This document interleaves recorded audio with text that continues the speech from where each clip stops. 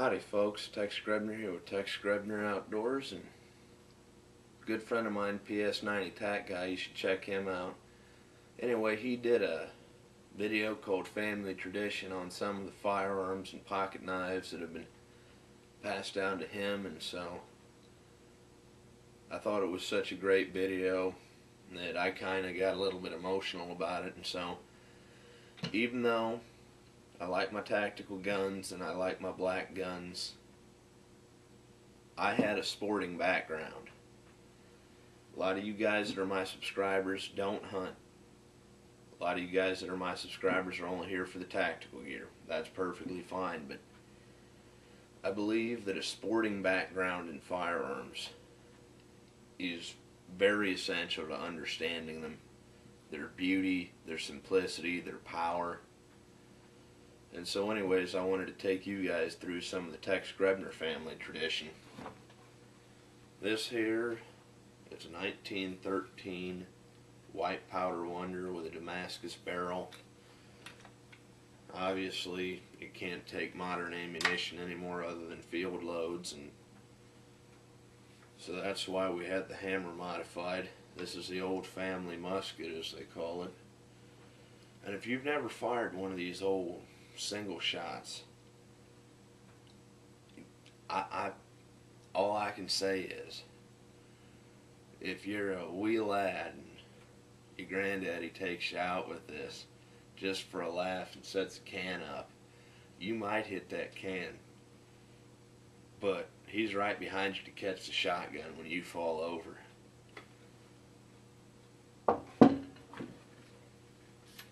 This here is on my mother's side of the family. This here is an 1897 half-cock safety Winchester, 12 gauge, full choke. And this is one of the first pump actions there was, I believe. And this here's another grocery shopping gun from the family. It's all scratched up and bluing's still good, some of it's pitted, but this is part of my family tradition and I cherish it. This here's my granddaddy's Model 12 on my dad's side, and this is the shotgun that I pretty much learned how to shoot with. Full choke, Model 12, brass bead on the end. And I gotta say, guys, when you shoot with a full tapered barrel, full choke, it throws an awful tight pattern. And this one was another grocery shopping gun for the family too back in the days, and I'm looking forward to getting out and shooting this one again at some point. This here's a piece of my family history. Now I say it's my granddaddy's shotgun. He's letting me use it, but it will be his until he dies. I'm just borrowing it, so to speak, even if it was a Christmas gift a couple years ago. But I ain't looking forward to the day when this gun actually becomes mine. This one here, 16 gauge Remington Model 31. Light as a feather, points. This here's my daddy's shotgun, and I ain't looking forward at all to the day that this one becomes mine too. But this is a beautiful design, beautiful gun. It's so damn old, it says patent pending on it. And 16 gauge shells are hard to find, but I mean, my daddy and my granddaddy used to take off after farming and go hunt pheasants and quail and squirrel, and I mean, this is a part of my family history that I cherish as well. This here is a Westernfield, and this is a little 410 3-inch chamber.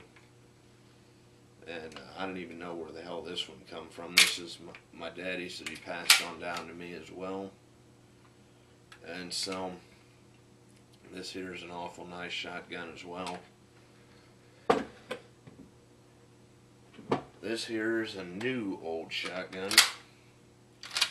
This here is my Ithica Deerslayer, and the scratch stock is all scratched up on it, but the bluing's still good. And this is kind of a piece of history, but it only recently became mine. And this was somebody's deer gun a long time ago, and now it's gonna be mine. And I may put some scratches and nicks in it myself, but I mean, these old shotguns, they speak for themselves, guys. Every scratch, every nick, every little piece of wear is a badge of honor. It means that it was used. And so I'm looking forward to putting some scratches and nicks on this shotgun myself. This is now a part of my family tradition because I just bought it. This here's my daddy's Marlin model 25M 22 Magnum. And this is one of the rifles that I learned how to shoot with,